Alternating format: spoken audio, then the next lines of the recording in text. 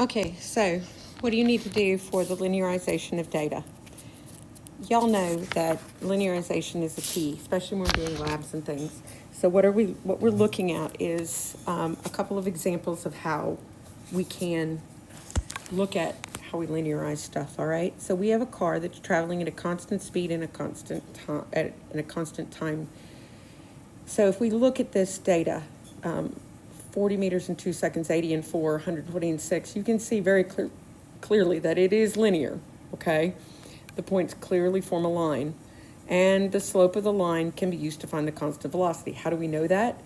Because we know velocity is equal to distance over time. And so if we multiply the time over here, time, then we get distance equals velocity times time, which is the same as y equals the slope times x plus b, which of course would be your initial position, which we know is 0 from the graph. Okay, so what we know is that if our x value or our independent variable is time, then our dependent variable is the distance we go, and the slope is the velocity. Okay, so that's kind of how it works, right? And you see that I did that. Okay, slope of the graph is the velocity. Jason Duffy or Okay, so let's look again, more challenging. Distance and time, we can see now that distance is time does not make a line. When we graph these points right here, 5, 2, 24, 45, 6, 88, and 125, 10, we can tell it is not linear. As a matter of fact, you can probably tell that it is quadratic, right? It's kind of what it looks like, isn't it? Okay, so write the equation that relates your two variables. Okay, so if we have a uniform acceleration, we definitely know if we have a uniform acceleration, constant acceleration, that it is going to be absolutely be quadratic. So what do we know about it? We know the distance. If it starts with if x initial, we consider that 0, and v initial is considered 0 because it's starting from rest, then we know that x final is equal to x initial plus v initial t plus 1/2 acceleration times time squared. Great, this goes to 0, this goes to 0, which gives us x final being our distance d equals 1/2 at squared. This is how we do this. This is how we can tell. We could tell it was squared anyway, so now we know how to linearize it. So how are we going to linearize this thing? Well, okay, so instead of actually looking at and doing distance and time, we're going to do distance and time squared. So if we graph distance and time squared, here we go, distance time squared, we do get a line, don't we? So we can tell distance time squared is a line. Now, how do we figure out what the slope represents? Well, okay, so distance is equal to 1/2 at squared, and this is the line, which is y equals the slope, times x. Well, if the x value, our independent variable, is t squared, and the y variable, or dependent variable, is the distance, then that 1/2 a is the slope. So we simply find the slope from this graph. Okay, the slope is 1.25, okay? And set it equal to 1/2 a. We get an constant acceleration of 2.5 meters per second squared. All right, so that should be pretty straightforward. We've been doing that. Relationship to types of relations. If we have a constant, it can't be linearized. There's no relationship, okay? The exponent is 0. If it's direct, we know our exponent. Once we run you could run a power regression.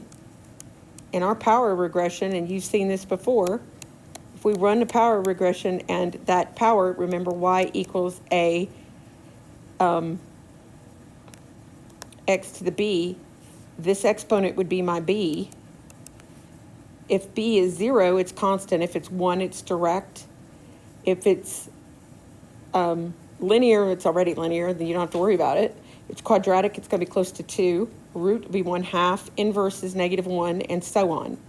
Okay, so what do we graph for that? Well, if it's squared, we do d versus I squared.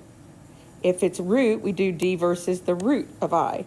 If it's -1, we do d versus 1 over I. So you're getting what the idea is here. 1 over d versus 1 over I squared if it's -2. If it's -1/2, d versus 1 over the square root. So the exponent in that power regression is really telling us what to graph. So here, let's look at this. Let's look at this guy right here. Let's look at number 1 together. Consider the car moving. We've got an initial speed, okay? Linearization of the data here. We know that initially moving with V naught, and it has a braking distance, okay?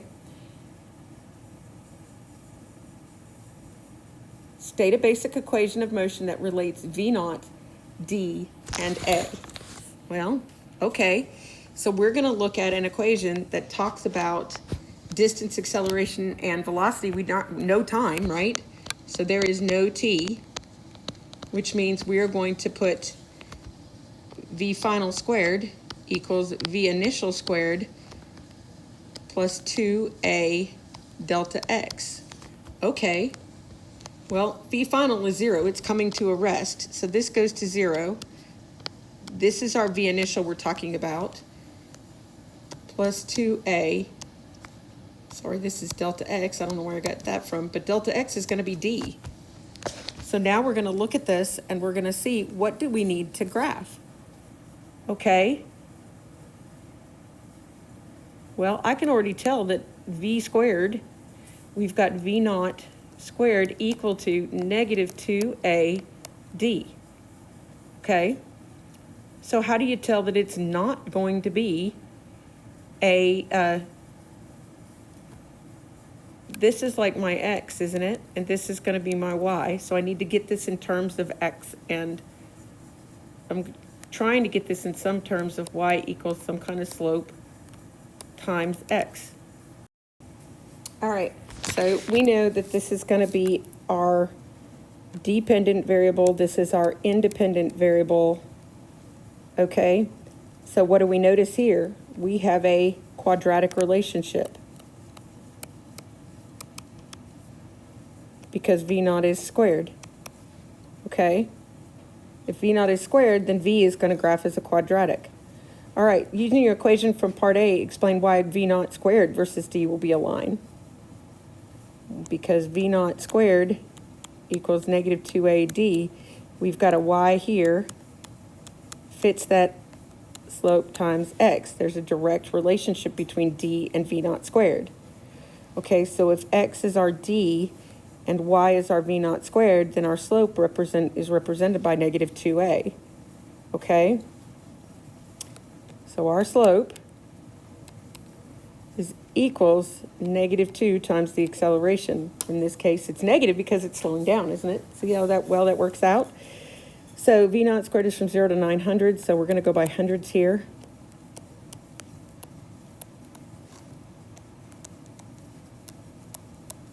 And we're going to go by tens here.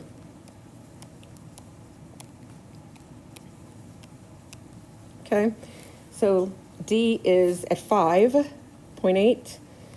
We're at 80, so maybe about here. 13, 181. 23, 321. 36.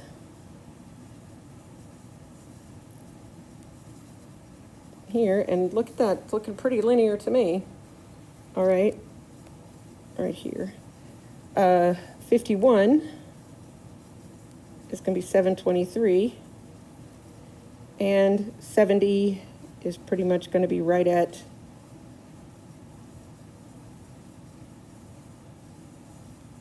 about here. And that, sure enough, that looks a lot like a linear equation.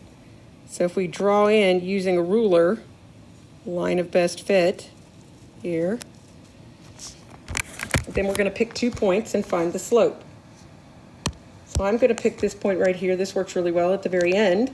And I'm going to try to pick one at the beginning. Okay, this thing looks like it goes through here as well. So this right here is the point 2400.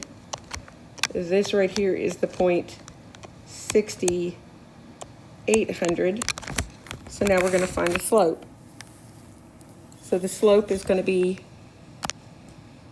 800 minus 400. Change in y over change in x, right? Change in x is going to be 60 minus 20. So we have 400 over 40, which means this thing is going to have a slope of 10. That slope of 10 is equal to, we said, negative 2a. So we divide both sides by negative 2, and we get an acceleration of negative 5 meters per second squared. And that's how this works, okay? All right. So now, if you talk about spring compression,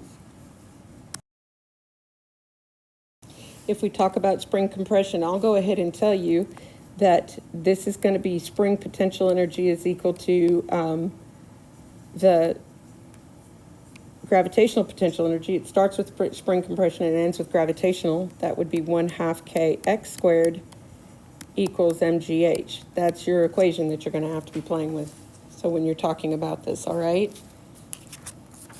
Okay, and it tells you on the 3 problems to do page. And then it will tell you here also what's going on with this one.